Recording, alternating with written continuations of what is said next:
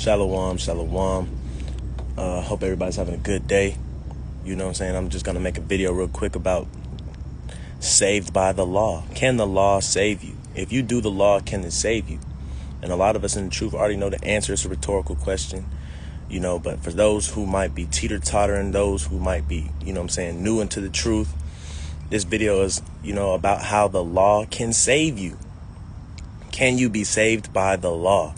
We're going to go through a few precepts I got written down, and these precepts is going to just reassure us and confirm to us that if we keep these laws, statutes, and commandments and ordinances, the Most High God is bound by his word, and he has to save us, right? When all hell breaks loose, when the destruction comes, Babylon is fallen, when America is desolate, right? He has to save us. Just like when we was coming out of Egypt, he said he has mercy on those that keep his commandments. He has mercy on those that love him. He has mercy. Everybody that came out of Egypt was saved. Young, old, fat, small, skinny, women, man, everybody was saved out of that thing because he loves his people. He loves his children, right? We're his first fruits. He really cares about us. So I'm going to go through a few precepts real quick about how the law can save us. And if we keep the law, right, it will save us. So first, let's go to Proverbs 22 and verse 5, right? Proverbs 22 and verse 5 reads, well, let's go to verse 4. Proverbs 22 and verse 4. By humility and the fear of the Lord are riches and honor and life. So if you fear God, you're going to keep his commandments, right? This is the whole duty of man, to fear God and keep his commandments. So let's read that again. By humility, right? Being humble. Like I said in my other video, you got to be able to hate yourself if you want to be a disciple of the Most High, right? So by humility, being humble, and the fear of the Lord, keeping his commandments, are riches and honor and life. And like I always tell people, man, this is not life that we're living in. This right here is a test. This right here is a fiery furnace. This right here, right? When people go around testing diamonds, it was like a YouTube prank. People go around testing diamonds and they use a little sharp little needle. They poke the diamond to see if it's real. We're getting poked by the Most High right now to see if we real, to see if we deserve real life, because this ain't life right now, right? Everybody wants to celebrate their birthday and say that he just blessed me with another year of life. Not so. He blessed you with another year of temptation, affliction, right? And a lot of us will receive gifts on this day. Doesn't he say that oppression makes a wise man mad and a gift destroyeth the heart? When you get gifts, man, you get proud.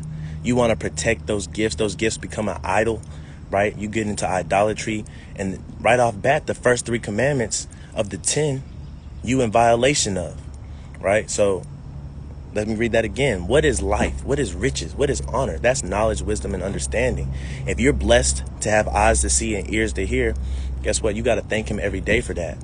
Even if you're just coming into the truth, or if you've been in the truth for a minute, you got to always remember to give praises and thank him that you're in the truth, because that's real riches. That's real honor, right? That's real food. That's real water, right? A lot of people are spiritually hungry right now because they don't know where to go. They don't know what's the truth.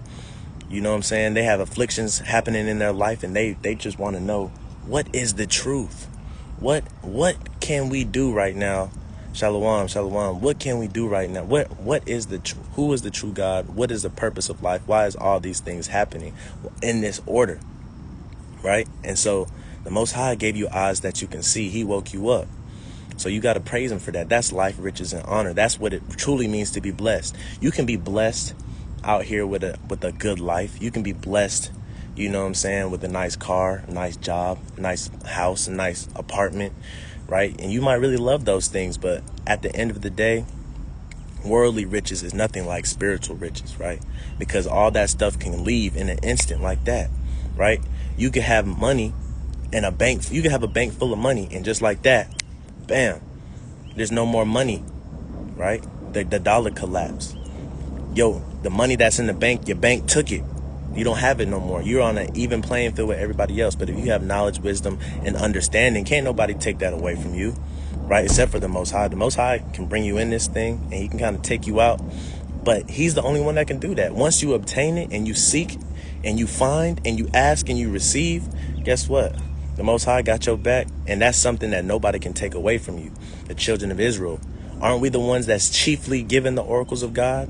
Weren't we committed the oracles of God in the wilderness? So let's get into it. Can you be saved by the law? And we can. Verse 5, thorns and snares are in the way of the froward. What does froward mean? It means contrary. It means people that want to do the opposite of fearing the Most High, right? Thorns and snares are in the way of the froward. He that doth keep his soul shall be far from them, right? So if you keep your soul, if you fear the Most High, right? If you keep his commandments, right? You're going to be saved. You're going to be far away from thorns and snares, right? From little traps. Right? We know the devil sets snares up to trap the children of Israel, right? That's part of the fiery furnace. That's part of being tested. We're being tested. You have to pass an exam for you to excel, right?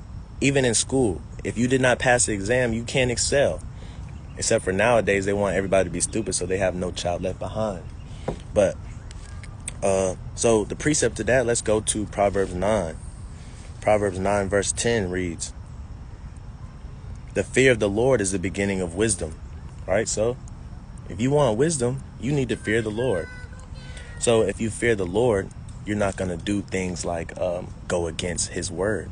You're not going to go against his commandments. You're not going to go against his feast days. You're not going to go against his people if you fear him.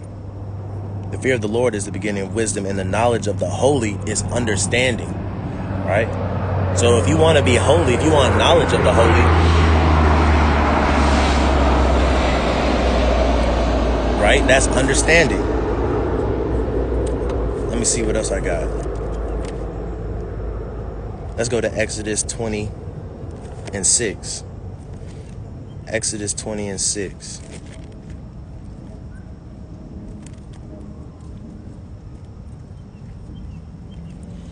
Exodus 20 verse 6. And showing mercy unto the thousands of them that love me and keep my commandments, right? Because at this point, he just brought our people out of Egypt, right? Terrible acts. He performed terrible acts for his people. He brought us out. And why? Because we kept his commandments, right? We wasn't even given the commandments really in stone yet in Egypt, but we kept what he told us to do. He sent his word through Moses. Moses told us what to do. We did it. We kept the Passover, right? What else did we do? We, to the T, the lamb, the feast of unleavened bread. We got all the bread, all the leavened bread out the house. So we kept his commandment, even though we didn't have it written down yet. So Exodus 20 and 6 says, and showing mercy unto the thousands of them that love me and keep my commandments. Just like that. So can the law save us? The law can save us. What else do I got? Let's go to 1 Timothy 2 and 15. 1 Timothy 2 and 15.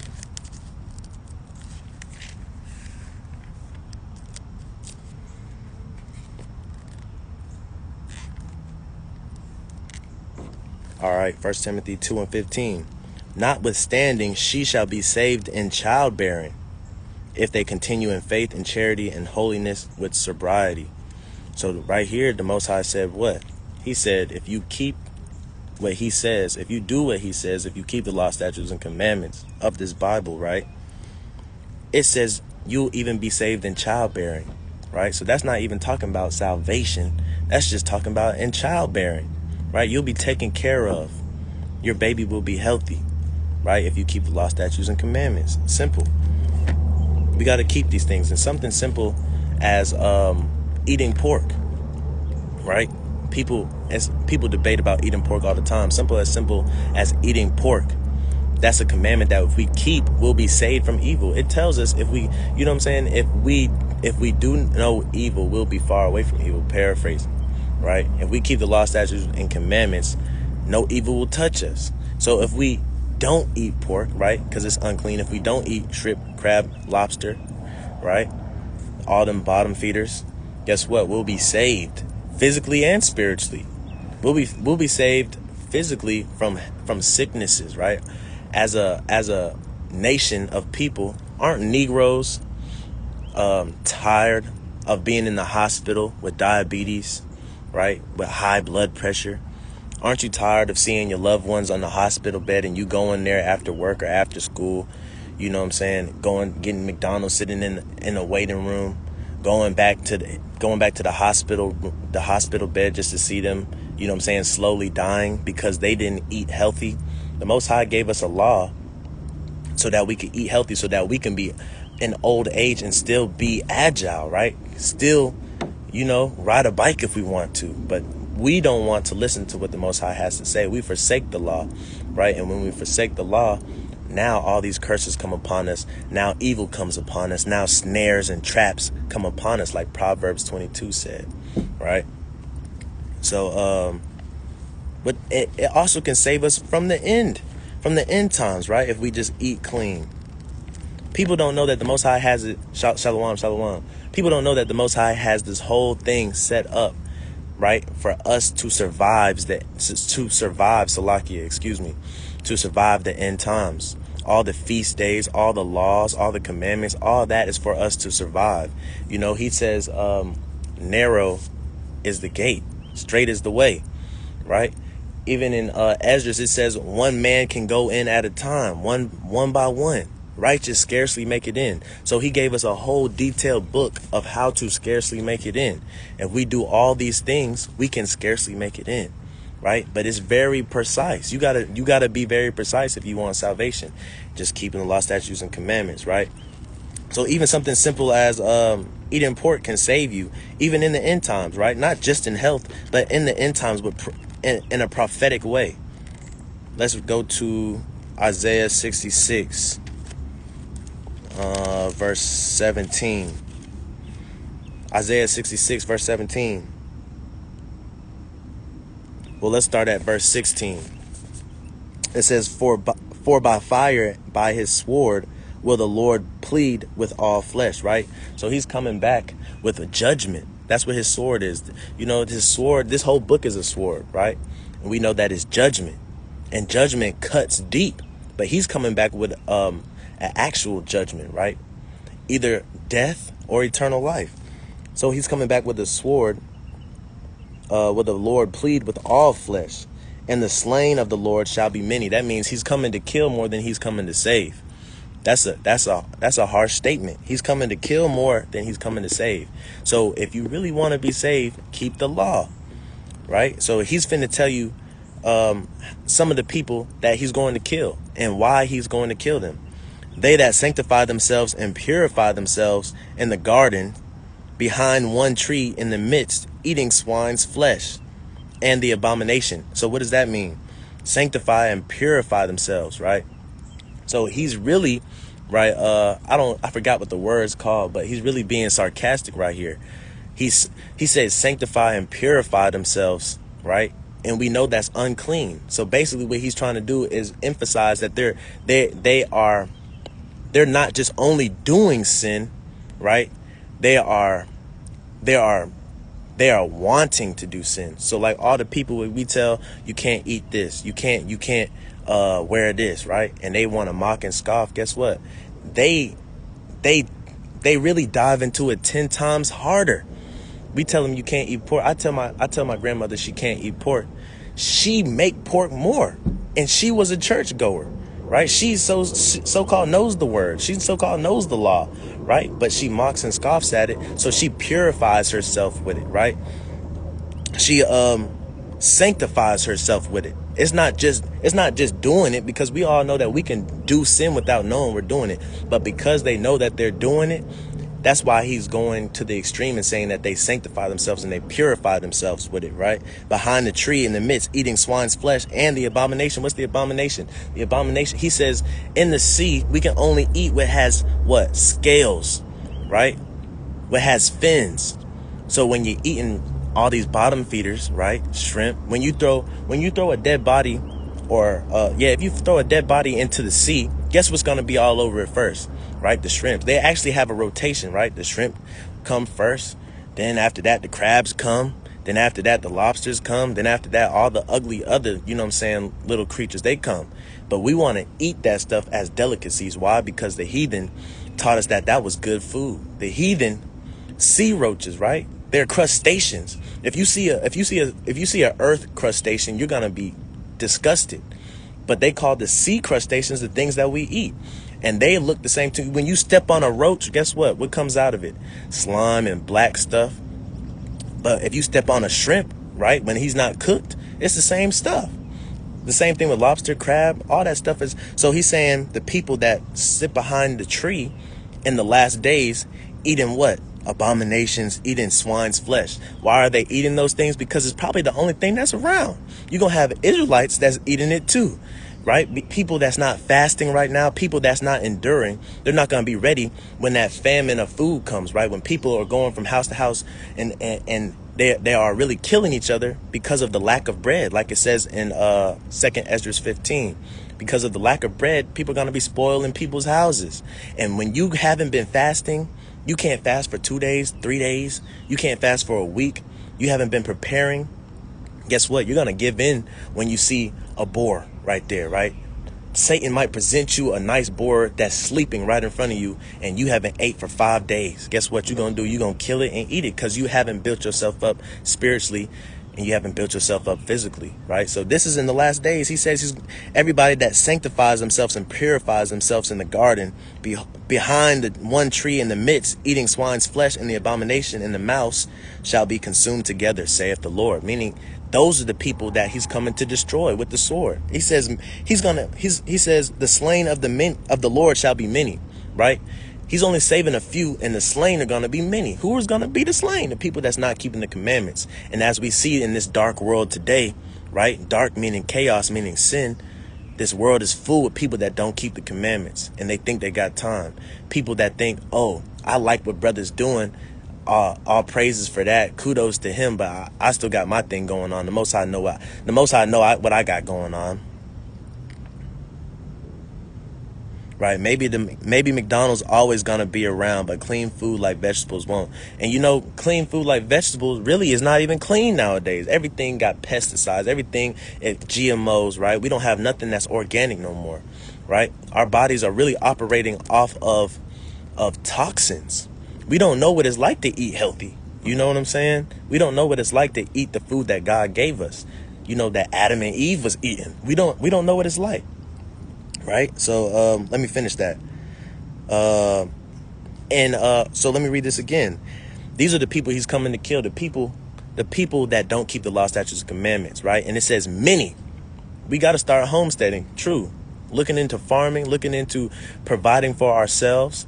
Right? They that sanctify themselves and purify themselves in the gardens behind the tree in the midst, eating swine's flesh and the abomination. Right? Not keeping the law. Something simple as the dietary law. And the mouse shall be consumed together, saith the Lord. If you watch the book of Eli, right? In the book of Eli, he was keeping the laws, right? Even to you know that whoever wrote that, or Denzel or whoever, read Isaiah 66 and 17, because this man was blind. This man did not eat. But yet when he was presented in a cave and he had a mouse, he counted the mouse as his friend, right? And he didn't eat the mouse. Right? The girl wanted to eat the mouse. He saved the mouse. Right? Keeping the law, statutes, commandments. In those days, you're going to have people around you that's wanting to do abominable things, and you're going to be tempted to as well. But where are you? Have you built yourself up in the spirit? So we got to keep these law, statutes, and commandments if we want to be saved. Right? What else do I got? 2 Peter 1 and 10. 2 Peter 1 and 10.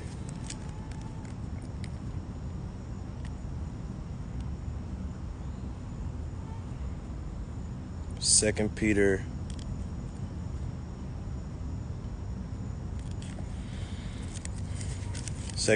1 and 10. Can we be saved by the law? He gave us his whole book. This is called the book of the law, so that we can be saved. In the Christian church, we said basic instructions before leaving earth. This is really basic instructions, right? Provided by the law on earth, right? And the law is going to save us. 2 Peter, what I say? 2 Peter, I said chapter 1 and verse 10. Right. 2 Peter chapter 1 and verse 10. Wherefore the rather, brethren, give diligence to make your calling and election sure. What is diligence? Diligence is hard work, right? When you're working diligently That means you're working hard. That means you're every single day, every single thought, every single motive, right, is towards that goal. It says, give diligence to make your calling and election sure. So we want to make our calling and election sure, right? We know they talking about UFOs. We know people's talking about chariots. We all see the angels, but nobody's mentioning that they're reporting what the people in the truth are doing, right? We think that they're just reporting on the wickedness, but really they're making sure that we're making our calling and election sure. They're going and sending up an election to the Most High. Yeah, my vote is for Austin. Yeah, my vote is for so and so. My vote is not for so and so, right? They're doing that, going to and fro the earth, right? Giving a report, right? They're watching us. They're watchers. You know what I'm saying? It says, wherefore the rather, brethren, right? It's not talking about the wicked here. It's not talking about the people that's not keeping the law, statutes, and commandments. It says, brethren, give diligence to make your calling and election sure. For if ye do these things, if we keep the law, statutes, and commandments, ye shall never fail, right? Once again, saved by the law. We're not going to fall. We're not going to fail. And it says, we shall never fall. Salakia. It doesn't say fail. It says fall. And we all know we're not going to fall by the sword if we keep these law, statutes, and commandments. What else I got? Isaiah 33 and 6. Isaiah 33 and 6.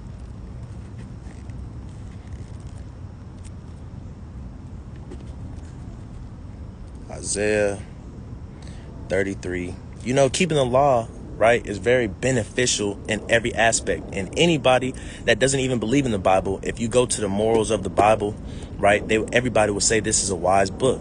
Everybody will say, dang, what does the Bible not say, right? I once had got into a competition whenever I saw somebody create a meme, I would find a scripture that would go with that meme, right? And I would send it to them. Because the Bible is a book of quotes. The Bible got everything. Everything come from the Bible. You know what I'm saying? So, simple things just make sense. For example, whatever the world pushes, the Bible speaks against it. The world pushes homosexuality. What does the Bible say? The Bible says don't lay down with mankind like you lay down with womankind, right? The Bible says be fruitful and multiply. That's common sense. That's wisdom. Right? If the agenda of everybody being homosexual is pushed out there, just following your heart, right? The ways of man will lead you to destruction. If you follow in the multitude to do evil, guess what? There's not going to be any more procreation. You know what I'm saying? There's not going to be any more reprocreating. Pro-life. It's either pro-life or pro-death. You know what I'm saying? Aborting babies, right? He says not to kill, right? The innocent. He knew us in the womb. He knew us before the womb, right? So simple things like eating, simple things like your relationship, your sex life, simple things like that just makes common sense. It'll save you in the end, save you from diseases, right? Save you from shame, save you from violence. People get violent with their sex lives, you know what I'm saying, if they feel disrespected. So something simple like that. These laws are meant to protect us on every single level, right? So Isaiah 33, what did I say? Isaiah 33,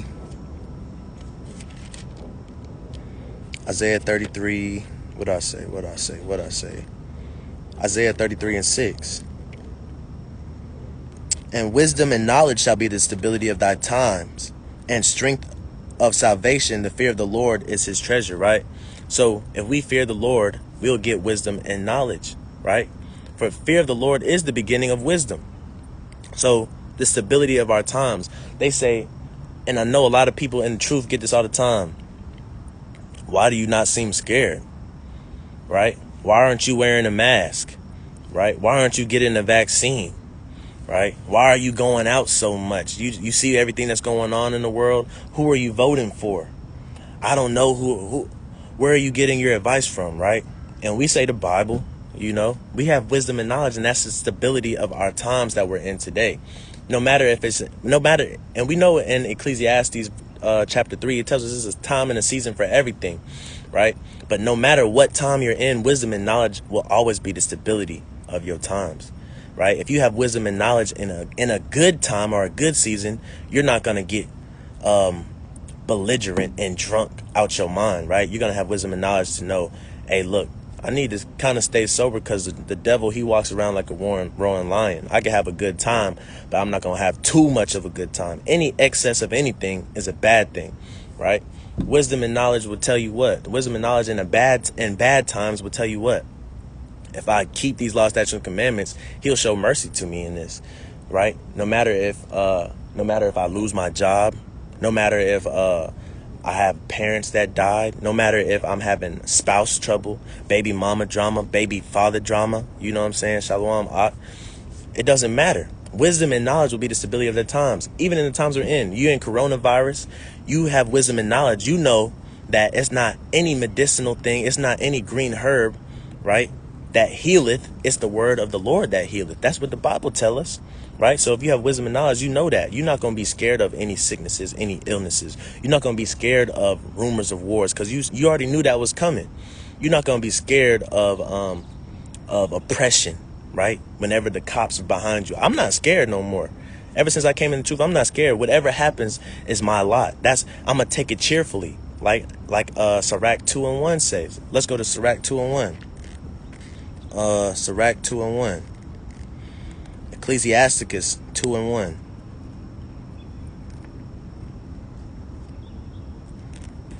Right? I'm going to take it cheerfully, whatever comes my way, because I have wisdom and knowledge. Wisdom and knowledge will be the stability of my times. That's how you take it cheerfully. And, you know, people see us in the truth going through stuff and they say, how can he go through that? Right? I can't even imagine putting myself in that position. How is he going through that with a smile on his face? How is she going through that still congregating with people and gathering with people? How are they suffering tribulation and affliction, right? And hardship in life, right? And taking that to the chin and getting back up like it didn't even knock them out, right? They don't see us praying and fasting behind the scenes, torturing ourselves, right? For the Most High, making ourselves filthy, right? Putting dirt on our head, coming to the Most High, seeking him with tears. They don't see that part. They just see on the outside, because guess what? The Most High is not going to give us anything that we can't handle, right? Without giving us a way of escape, whether that be people to talk to, whether that be something greater around the corner, whether that be another spiritual answer, some type of confirmation or clarity. He's always going to give us a way of escape, right? Torah is life. This law is life. This law is the light. It says the law is the light, right? So if you want to share the light, you have to share the law. And a lot of people think that they're in light until you show them the law. And then they find out that they're in darkness, and they have a choice to make. They can either follow it or they can keep being wicked. All right. So where was I at? Ecclesiasticus or Sirach 2. Let's start at verse 2. Set thy heart aright and constantly endure, and make not haste in time of trouble. This is wisdom and knowledge, right? It says wisdom and knowledge will be the stability of thy times, right? So this is wisdom and knowledge. So let me read that again with the context that this is wisdom and knowledge, right? Because this right here will keep you in whatever time you're in. The time of coronavirus, the time of World War III, the time of conspiracy theories, the time of pedophilia, homosexuality, LGBTQ, the time of oppression, the time of blacks being killed, Native Americans being killed, Mexicans being killed by the police officers, right? By the time of racism, this right here is wisdom and knowledge, and it will be the stability of your times. So let me read that again with the context that this is wisdom and knowledge that we must have, right? Set thy heart aright and constantly endure. No matter what you're going through, constantly endure it. Don't give up. You might have gave up playing sports. You might have gave up school because it wasn't for you. You might have gave up on one of your past relationships because they didn't see the truth like you did, right? Or, y'all might have other issues, but it says constantly endure. What does it mean constantly endure? Constantly keep these laws, statutes, and commandments. You might have a falling out with the group of Israelites that you used to congregate with, right? That doesn't mean stop congregating. That doesn't mean stop having the feast days and holy days because it has a bad taste in your mouth. Constantly endure, right? You might be in the truth and everything is just going wrong. Constantly endure, right? And make not haste in time of trouble, right? When you're in your time of trouble, when you find yourself restless, can't sleep at night because you have so much on your plate. You just feel like you can't get these spirits off of you. Guess what? Make not haste in time of trouble. Be patient. He tell us to long suffer. Galatians 5:22 and the fruits of the Spirit tell us to long suffer. Long suffer, that's a long word because it's a long action. You have to long suffer through things, right? It might be a week, it might be a month, it might be a year that you're going through something, and you might be going through it silently, right? But constantly endure. Verse 3, cleave unto him and depart not away. That means keep his law, statutes, and commandments, right? That thou mayest be increased at thy last end, right? So even if you don't even if you don't reap what you sow here on earth, right, at the last end, you'll still get your increase, right? So don't leave, man. Like I said, this is not life that we're living. This is a test. This is not life. This is the fiery furnace. All these stories that were written aforetime, right, were written for our learning. That's what the Bible tells us. That's wisdom and knowledge. When you read stuff like the fiery furnace, the lion's den, right? When you read stuff like being thrown in prison, that stuff is life right now. You're going through that right now. You're going through the lion's den right now. You're going through the fiery furnace right now. You're being tossed into prison right now. You're in hell right now. This is not life, right? So don't cherish this life, right? Be willing to die for this. The people back then were willing to die for this, right? Reading through Maccabees, reading through 1st and 2nd Samuel, people was willing to go to war for this, right? And we have it on our bookshelf. We have this on our phones, right? That's how important this is. People literally were fighting wars over stuff, over this, right? The Queen of Sheba came all the way to Solomon to see what he knew, the wisdom and understanding. And Solomon wrote us what? Songs of Solomon, right? He wrote us Ecclesiastes, Proverbs, Wisdom of Solomon. We have all that at our fingertips, right? So we have no excuse, right, not to make it in the latter end. Verse 4, whatsoever is brought upon thee, take cheerfully. It don't matter if you're in an abusive situation. It don't matter if your parents try to make you eat pork every day. It don't matter if your job constantly, hey, look, at my job today, the CEO of my job, right, he came up to me, he literally sat to me, gave me a fist bump and said, hey, so I know you don't work on the on the Saturday. He didn't call it Sabbath. He said, I know you don't work on the Saturday. Is there any way I can get like 1 or 2 out of you? Like just 1 or 2 out of the month? Like, how about this? You scratch my back, I scratch yours. Like he was trying to infer a raise or something. You know what I'm saying? I told him, I can't do it, man. He said, I know you can give me 1. I said, I can't do it, man. I can't do it. And he don't know why I'm saying that. He don't know that it's spiritually deeper than just saying, yeah, I'll do 1 or 2 Sabbaths. He don't know that people back then would die, right? They packed their bags up, right? He said, whoever is zealous of me, what the heck? He said, whoever is zealous of me, follow me, right? And they went into the wilderness, right? People packed up their bags and left because they wanted to keep the Sabbath. People was slaughtered because they didn't want to fight on the Sabbath day. That's how serious they took this, right? So, I told them I can't work the Sabbath. And if he make me quit or if they give me less hours, so be it. The Most High got something around the corner. And if the Most High don't have something around the corner, guess what? I'm going to be like the 3 Hebrew boys, right? Mishael, Azariah, Hananiah, or as the world knows, Shadrach, Meshach, and Abednego. I'm going to be like them. Our God has the power to save. And even if he doesn't, I'm still going to serve him, right? Because at the latter end, guess what? We will be raised up. We will be increased. So whatever is brought upon thee, take cheerfully, right? And be patient when thou art changed to a low estate. Have long suffering, right? In that bad relationship. Have long suffering in poverty, right? As a FedEx driver, man, I drive through some of the worst places. I drive through some of the worst apartments. And I told somebody, I said, hey, guess what? I told my rib, I said, you know what? I would not allow my dog to stay in some of these apartments. That's how bad our people are living, man. But even in that, right? Be patient, long suffering, constantly endure, keep the law, statutes, and commandments, right? Even in your poverty, buy you some lamb on the Passover, right? Even in your poverty, eat healthy, as expensive as it is, right? You might have to just, end up fasting a lot, but constantly endure, right? Like Daniel had nothing to eat that was lawful except for like fruit, water, Daniel fasted in this thing until the Most High hear you, and constantly endure. What else do I have? Salakia. Psalms 23 and 4. Right? Psalms 23 and 4.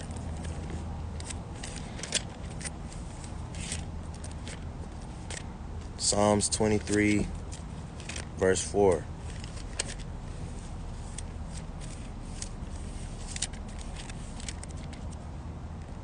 Verse 4. Yea, though I walk. Okay, so this is a famous one. We all know this, right? Yea, though I walk through the Salakia. Yea, though I walk through the valley of the shadow of death, I will fear no evil, right? Yea, hey, look, I go running sometimes at nighttime, and sometimes there's no street light. And I replay this in my head. I don't fear nothing on this earth. We shouldn't fear nothing on this earth, right? It says, yea, do I walk through the valley of the shadow of death. You shouldn't fear nothing on this earth if you keep the law, statutes, and commandments. You ask some people in the world, right, that might be in denominations, Christian church, they might be atheists. You ask them what happens after death, right? They're going to give you a scary answer like they don't know. They're going to give you a scary answer like, I don't know. I really don't know if I did enough. Right? And we should be meek, and we all shouldn't claim the kingdom like that, but we should claim the kingdom. If you're keeping these law, statutes, and commandments to the best of your ability, you should claim the kingdom. You know what I'm saying? You should be proud, right? That the Most High woke you up and that you're constantly enduring, right? So it says, yea, do I walk through the valley of the shadow of death, I will fear no evil. Why don't you fear any evil, right? It's going to tell you why you don't fear any evil. For thou art with me, right? How was he with us? He sent his word. We have his word with us, right? His spirit dwells with us, right? These words are spirit that he speak. They're spirit, right? We must believe on them how, as the scriptures say, right? So keeping the law, statutes, and commandments that he gave to Moses, that he gave to our people, and cherishing those things, we shall fear no evil, right? We have the key to not fear. I don't fear anything. I'm out here by myself right now. Somebody can come up to me with a gun. A dog can charge me. A wild animal can charge me or anything. Guess what? I have no fear. That's my lot. If the Most High wants to take me out with a bear, guess what? That's my lot. I'm a constantly endure. You know what I'm saying? We should have no fear in this thing because we keep the law, statutes, and commandments, the feast days. Think about this. We have a feast called the Feast of Trumpets. What if the Most High set it up to where if we keep the Feast of Trumpets feast, we'll be saved from destruction? What if all the trumpets line up with the feast?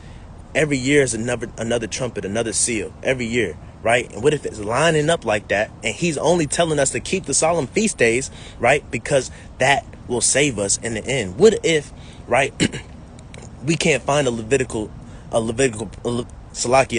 priesthood, but he has first fruits set up to where we keep the feast of first fruits, right? And we, by default, give our tithes, right, to the Most High.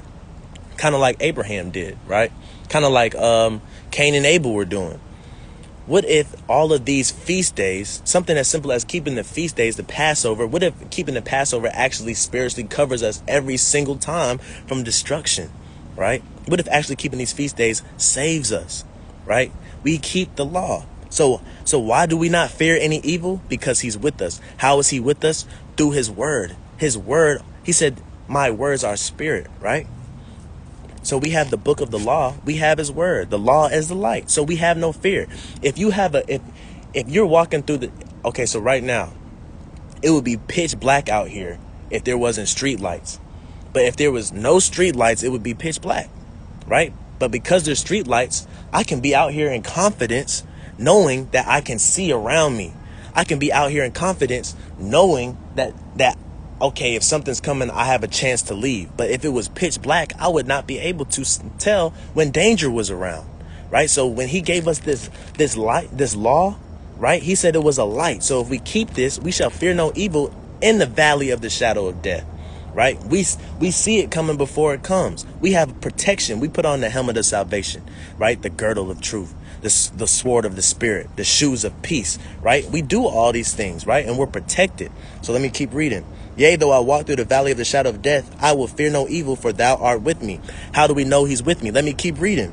Thy rod and thy staff, they comfort me, right? What is the rod and what is the staff? When you have a sheep, when you have somebody that's herding sheep, right? They have a rod and a staff, right? To kind of guide the sheep in one direction, to kind of beat, sheep get really crazy, right? Sheep are kind of funny. They kind of do their own thing from time to time. They're a herd animal, so they can't survive by themselves like that, to be honest. But sheep are really, they do their own thing from time to time. And you have, what's it called? Correction. That's what he used the rod for. So rod and correction is what? These law, statutes, and commandments. He says he chastises those that he loves. That's what this is, the rod.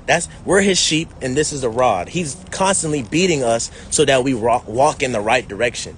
We kind of want to jump around like a sheep and kind of go our own way, and he's trying to get us back to where the flock is, right? We kind of go into the slaughter, and he wants us to go into the sheepfold, right? So let me read that again. Yea, though I walk through the valley of the shadow of death, I shall fear no evil, for thou art with me, thy rod and thy staff that comfort me. Rod and staff, right? The rod is these laws, and that staff is what? These commandments, right? They keep us on track.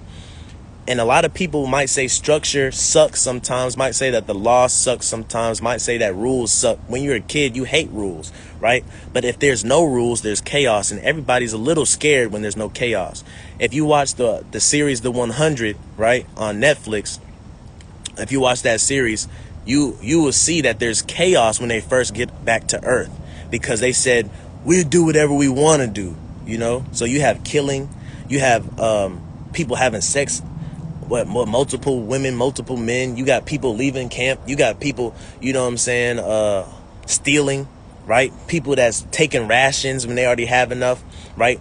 It's kind of scary when you don't have laws, when you don't have correction, when you don't have guidance, when you don't have a barrier of structure, right? So he's saying the only reason why we don't fear evil is because we have structure, because he's our father and he loves us, right?